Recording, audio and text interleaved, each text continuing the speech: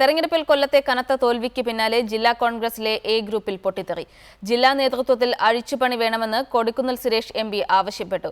സ്ഥാനാർത്ഥികളെ നിശ്ചയിച്ചതിൽ DCC നേതൃത്വത്തിന് വീഴ്ച പറ്റിയതായി മുൻ DCC പ്രസിഡന്റ് പ്രതാപവർമ്മ തമ്പാനും ആരോപിച്ചു. ജില്ലയിലെ കോൺഗ്രസിന്റെ കനത്ത തോൽവിക്ക് പിന്നാലെയാണ് എ ഗ്രൂപ്പിലെ തന്നെ കോൺഗ്രസ് നേതാക്കൾ ജില്ലാ നേതൃത്വത്തിനെതിരെ രൂക്ഷ വിമർശനവുമായി രംഗത്തെത്തിയത്. കശുവണ്ടി മേഖലയിലെ പ്രശ്നങ്ങൾ പരിഹരിക്കുന്നതിൽ കോൺഗ്രസ് ജില്ലാ നേതൃത്വം പരാജയമായിരുന്നെന്ന് കൊടിക്കുന്നിൽ സുരേഷ് എം പി പറഞ്ഞു. ജില്ലയിലെ കനത്ത തിരിച്ചടി പാർട്ടി വിലയിരുത്തി നേതൃതലത്തിൽ തന്നെ അഴിച്ചുപണി നടത്തണമെന്ന് കൊടിക്കുന്നിൽ സുരേഷ് എം പി ആവശ്യപ്പെട്ടു. നേതൃത്വ തലത്തിലുള്ള അഴിച്ചുപണികൾ സംബന്ധിച്ച് പാർട്ടി ആലോചിക്കേണ്ടതായിട്ട് വരുമെന്നാണ് ഞാൻ കരുതുന്നത്. ജില്ലാ UDF-ഉം അതുപോലെ മറ്റുമൊക്കെ ഒരു പ്രവർത്തനത്തിൽ ഉണ്ടായിട്ടുള്ള കുറെ വീഴ്ചകൾ ഉണ്ടായിട്ടുണ്ട്. മുൻ DCC പ്രസിഡന്റ് പ്രതാപവർമ്മ തമ്പാനും DCC നേതൃത്വത്തിനെതിരെ രൂക്ഷ വിമർശനവുമായി രംഗത്തെത്തി. സ്ഥാനാർത്ഥി നിർണയത്തിലും വിമത സ്ഥാനാർത്ഥികളെ നിയന്ത്രിക്കുന്നതിലും ജില്ലാ നേതൃത്വം പരാജയപ്പെട്ടെന്ന് പ്രതാപവർമ്മ തമ്പാൻ ആരോപിച്ചു.